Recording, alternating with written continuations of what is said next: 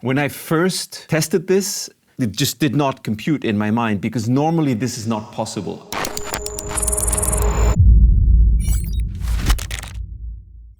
Hey, and welcome back to Rapid Flow. My name's Eric. I'm the founder at Rapid Flow. We do everything we can to make you faster in the studio. And as you probably know, we also cover gear. And today I'm going to show you a piece of gear that I really think is exceptional and really, really special and actually reasonably affordable if you have API 500 style rack. So what is it? It's a psychoacoustic processor by SPL, which enables you to widen your signal and bring it in and so forward and backward. It's crazy. Now, SPL sent me this unit and I'm allowed to keep it. They're friends of mine, so consider everything I say today an advertisement because yeah, they're giving me something for it. But because this device is so special, I wanted to share it with you. And as you've probably noticed, I only review stuff that I think is really cool and then I share that with you. So let me show you, let me explain to you a little bit what this thing is and what is so cool about it and how we have this set up today. Let me take you over to my dog. So what we have going on today is I'm sending MIDI to the Iridium keyboard, which is here, and I'm going to be playing that to be able to show you stuff going into the SPL. And we're tracking the SPL here. This is a tuner here, which we don't actually need, and there was a sidechain compressor here, which I was just using to mess around with stuff. This is some gain staging stuff just to make sure that it's not super loud. Please bear with me that if I'm playing stuff, there's quite massive latency because we're going in and out of the Prism Orpheus converters here. So yeah, it may not be super tight, but it's actually more about the sound of what the BiG does to the signal. I have a patch loaded now from the legendary Howard Scar. Let me show you this patch now, how it sounds, for how it looks on the signal analyzer, just clean, just going straight into the converters through the mixer.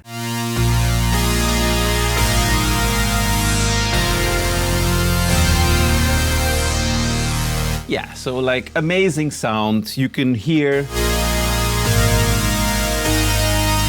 it has reasonable stereo width, right? So what I'm going to do is, this is being sent to a converter, like an effects loop, and this is the latency thing I was talking about. But anyway, so if I play this now, because the SPL BiG is on bypass still, it's not doing anything. But let me show you now what happens when I switch that on, and just so you can listen to the shift it's going to do to the width of this chord.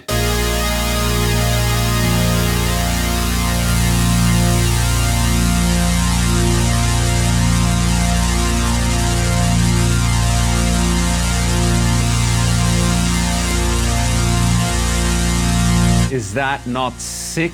Let me bypass it in the software.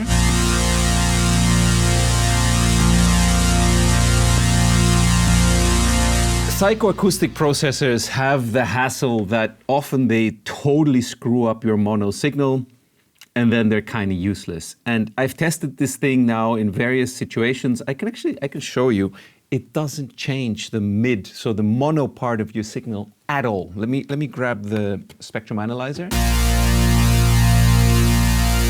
I'm going to bypass BiG now. That Christmas tree here shows you the width, as does this goniometer here. Check it out. I'm going to engage it now again in the hardware. Let me show you. And obviously it's also doing something to the high frequencies and bringing it more forward. But we'll get to that in just a sec. I wanted to show you what it does to the mono part of this signal, because obviously if you're going to put this on a whole mix, you don't want it to be doing some weird stuff to your mono stuff. We have the wonderful adapter AB plugin. I'm going to switch to mono. And now when I go and bypass the plugin on that channel, you'll notice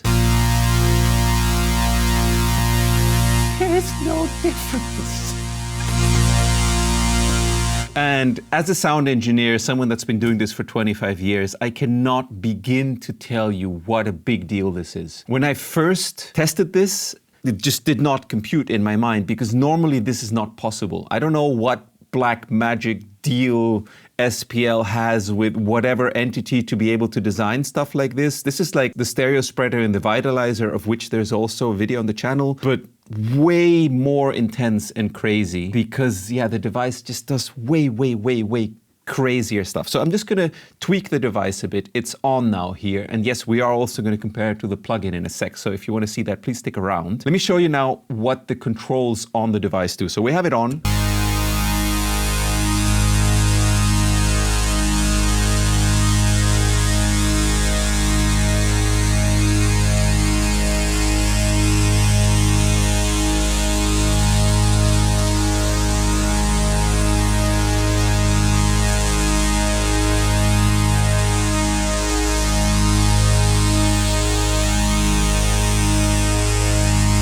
Let me zoom in a little bit here to give you a little bit of a better overview. So we have stage, which is the sound stage, which moves it from front to back according to the legend. And then we have range, which says high and open. There's a bass switch hiding here that you can't really see, but I'll show it to you in a second. You want the plugin. Obviously, there's the big knob, which goes from min to max. Doesn't really, it just says bigness, which is actually super cool. I love that. And then there's an on-off switch and a signal present LED. That's it. But with these three parameters, and I read a review of it of a very good German synth magazine, they actually measured all this stuff and it all interacts with each other. It doesn't just mean like you set one kind of whatever, maybe EQing, and then you open that and it just does one thing. Like it all influences each other in a weird, sick way. Now, let me show you what it sounds like if I put a massive reverb by sending this synth to the DSP4000 that's over in the corner of the studio there. And let me tweak the BiG a bit now to where it sounds to me like it would be cool. Let's try this.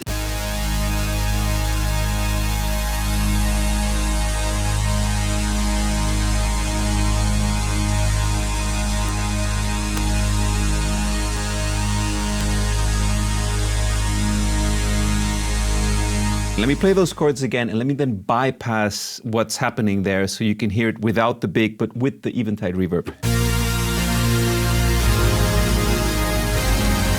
Now let me bypass the BiG.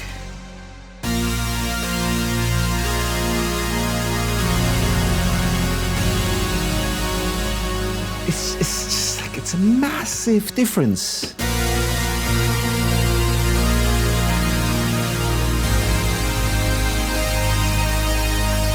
One, I recognize that, you know, the Eventide, and sorry, there's a little bit of pan shifting going on here. All of this stuff is analog, so there may be some slight imbalances, but I think you get what I'm trying to show you. This is the sound of a very nice synthesizer going through a very nice reverb and then going through very nice converters. And yes, it's good. But listen to it when I put the BiG back in the signal chain.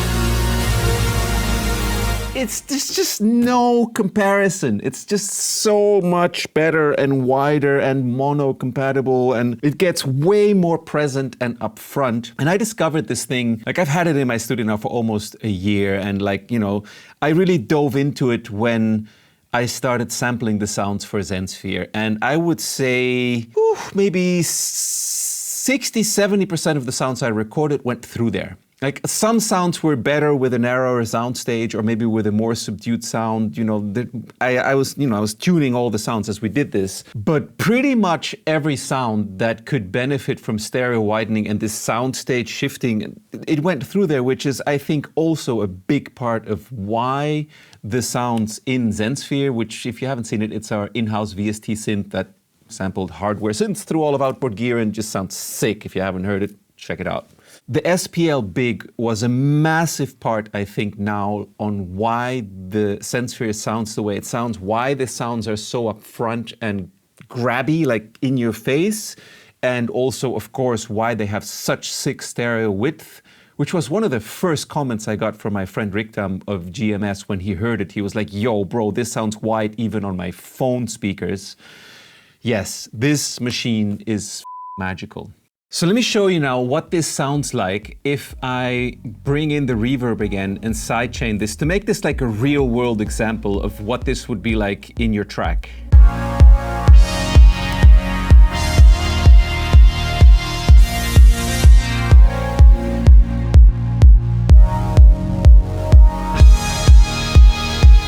I mean, without BiG, it's a nice synth sound. but it's just, for me, it's missing all the life. Like, I have rarely found devices like this where with so few knobs and so few parameters, you can make such a massive difference in how much better a sound gets and how much more 3D it becomes in a mix. So I'm gonna take BiG's big knob down all the way, and I'm gonna slide it in for dramatic effect.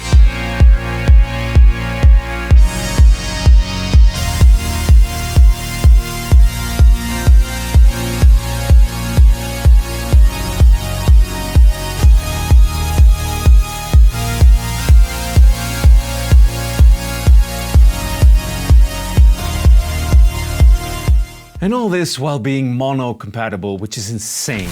Now let's try it with the plugin. I'm gonna copy the settings from the hardware.